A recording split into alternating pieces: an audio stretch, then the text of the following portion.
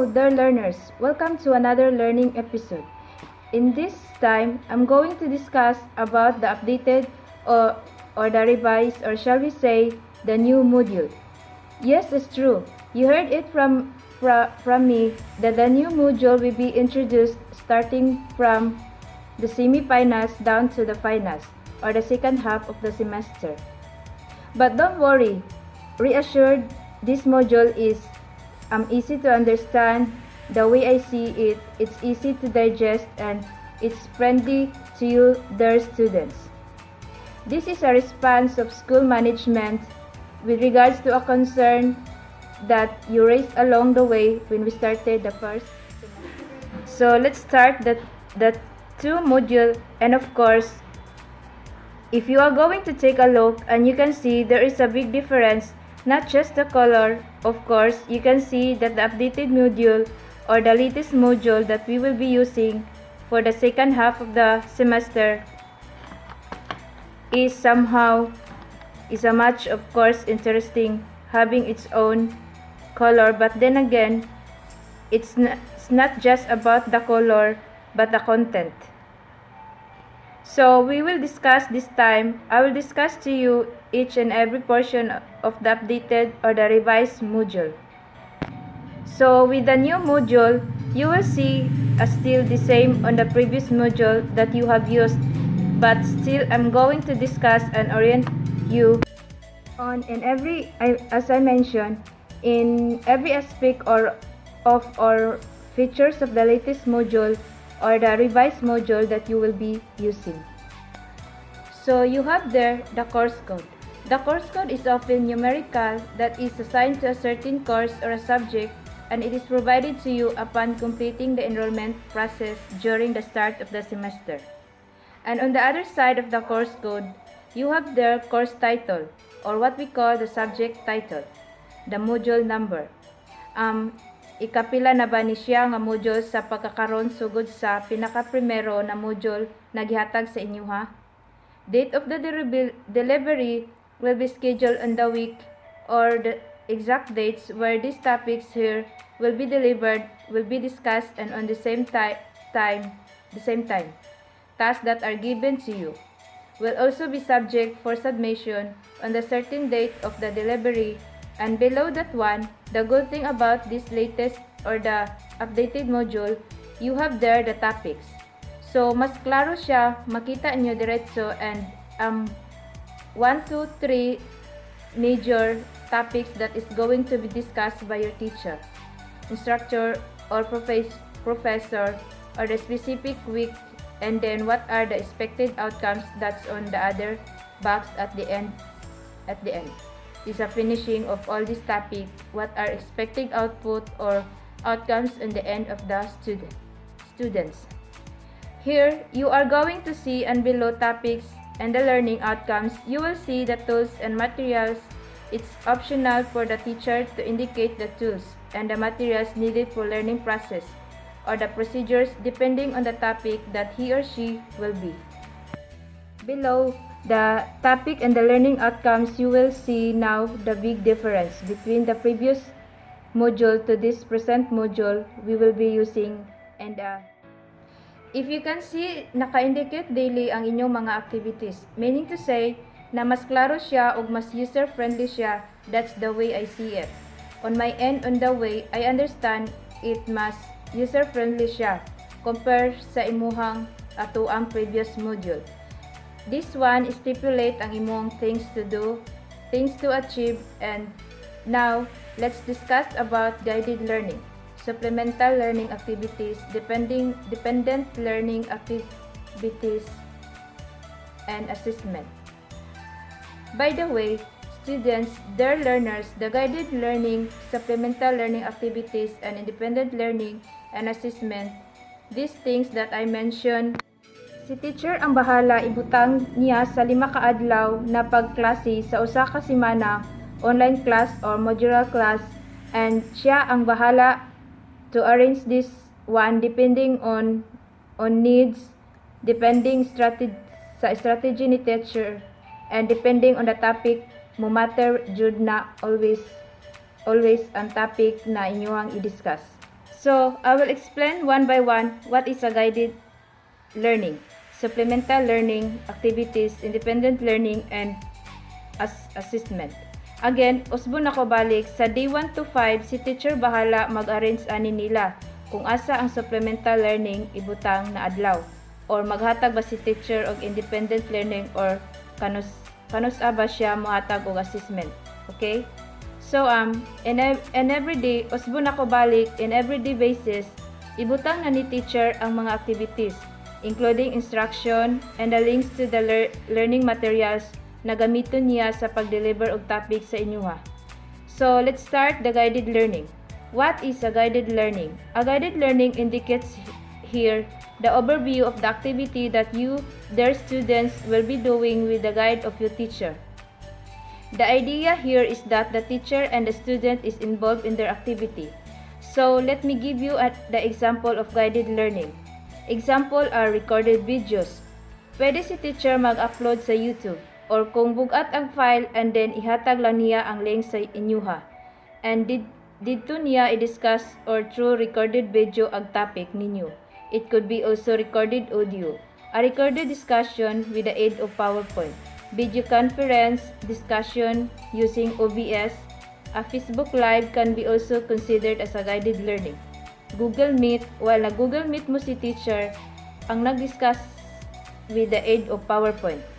Pwede sad siya mag-send ahead of time o Word file kung asa naka-indicate ang lesson, and then mag-Google Meet to back up the discussion para mas masabtan ninyo. And other activities ninyo pwede na in which nag-collaborate si students and guided ni teacher ang learning sa student. So that's what we call guided learning. Now, let's proceed to supplemental learning activities / materials. So, what is supplemental learning activities? This indicate here activities to reinforce and give more a little something extra to the lesson content intended for students who encounter difficulty in understanding the lesson. Meaning to say, kung medyo lisod ang topic, estudyante na wala nakasabot, nag-inform siya ni teacher before mag-inform mo ni teacher if ever kung dili mo makasabot. So, si teacher can prefer supplemental learning activities. And again, this is reinforcement para mas masabtan ninyo or para mas maintindihan ninyo inyong lesson. So, to give you an example of supplemental learning activities, these are writing activities, pwede mo pa gamon og reaction paper, essay and oral activities, as well as supplemental learning activities, comprehension and reading activity na ipabasa si teacher sa inyuha. I-send sa inyuhang file, i-post maybe on Google Meet, or i-send via Messenger, or i-send sa inyuhang official email. Ipabasa sa inyuha and there is corresponding questions or activities, and after that one, pwede sad si teacher maghatag og quiz to evaluate kung ang iyang gipabasa or reading activity nasabtan ba. And then, or naapoy vocabulary. Again, the supplemental activity, this is just the reinforcement, depende raning siya sa sitwasyon, sa topic, sa kalisod sa topic, or kabugat sa topic, or sa pagsabot sa estudyante, and it is necessary na ihatag sa tibuok klase. Pag-evaluate ni teacher, pag-assist ni teacher, lisod ang subject topic, and then pagtanaw niya sa result sa examination or response sa mga activities na gipagama niya di maayo ang score, so that's the time na mo reinforce si teacher. Yes, pwede siya ihatag ang supplemental learning activities sa tanang estudyante sa iyang subject. But if dili pod na estudyante na nakasabot na okay ra, but madala ra adtong mga estudyante na wala kaayo nakasabot, maong tagaan og focus ni teacher og mao tagaan ni teacher og supplemental learning activity. Now, let's proceed to independent learning. So, what is independent learning? It is indicates here that the activity that the students will be doing without your guidance of the teacher. The idea here is that the students will be the activity independently. So, mao ni sila ang mga activities na like pagamon ni teacher video recording with regards to understanding on the lessons that is the independent learning activities or other activities na tayo lang ang mubuhat. But of course, since giingon na independent learning activities, it is really good if you are honest na kamo jud ang nigama, dili kay gipagama sa inyong mama og papa or sa inyong ate or kuya. Again, it is independent learning.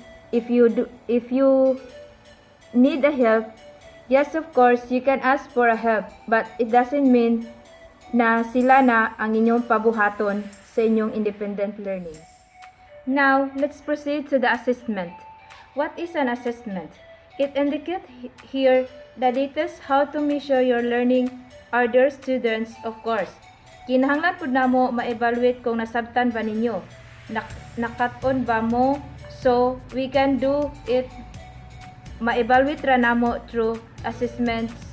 So formative and summative assessment can be incorporated. Example of these are quizzes, journals, assignments, simulations, graphic organizers, essay, portfolio, projects, short quizzes, and long quizzes. And then oral recitation or oral questioning. And these are the form of oral assessment.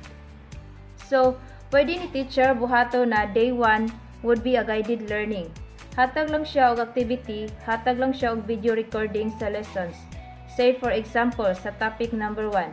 And then pagka day 2, paghatag na pod siya og another video or audio bakaha, supporting by a PowerPoint presentation.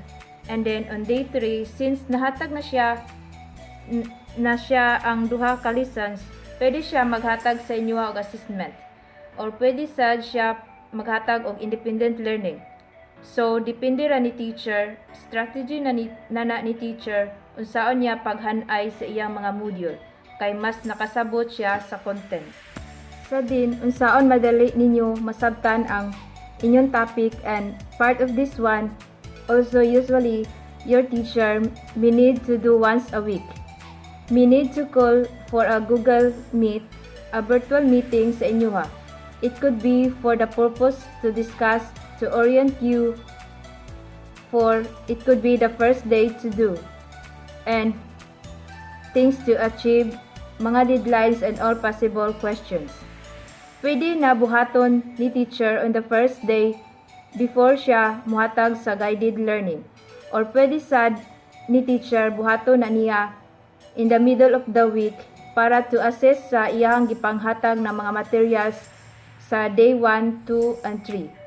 Na nasabtan pa ba ninyo o wala ba mo'y pangutana, or pwede po ni siya ibutang ni teacher on the day 5 ang virtual meeting.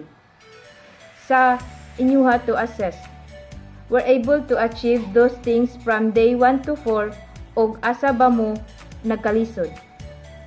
Unsay kinahanglan niya buhaton para matabangan mo or pwede ni teacher on day 5 as your assessment day, and it could be a summative test or a long quiz covering from day 1 to 4 na mga lessons. Lastly, part of the new module, the same sa previous module, there is reference section in which diri i-indicate ni teacher ang mga books nga reference niya, ang mga website. It could be an e-book or electronic book na nakuha niya sa internet. Or it could be links sa mga YouTube and other avenues na asa siya nakuha ng reference. Diri niya i-indicate sa reference section. Dear learners, mao ang bag-o ninyo karon sa na module. So far, the way I see, I know dili mo maglisod. The purpose that the school management provides this module for the sake of you, dear students, na dili mo maglisod. primero sa tanan sa pagsabot sa mga learnings materials na isend ni teacher, at the same time guided mo along the way. That's why details siya sa day 1 to 5. And if naamoy pangutana with regards to the module, please you can leave a message, or you can comment below, or you can approach to your teacher for further discussion with regards to this module or flexible learning na bago na atong gamiton from semi-final down to finals. Gamay na lang, hapit na pud ta mahuman sa semester. And I really salute you guys for the coverage, for the strength na misukol mo to try this form of learning that we have. Of course, first time ni that this country we embrace this system of education. So, kabalo mi naglisod mo, maminaw mi sa inyong mga concern, at the same time gipangitaan o pamaagi how we can really solve this in a win-win situation. And manghinaot mi nga walay mo give up, laban lang. Thank you for watching, and see you on my next video. Enjoy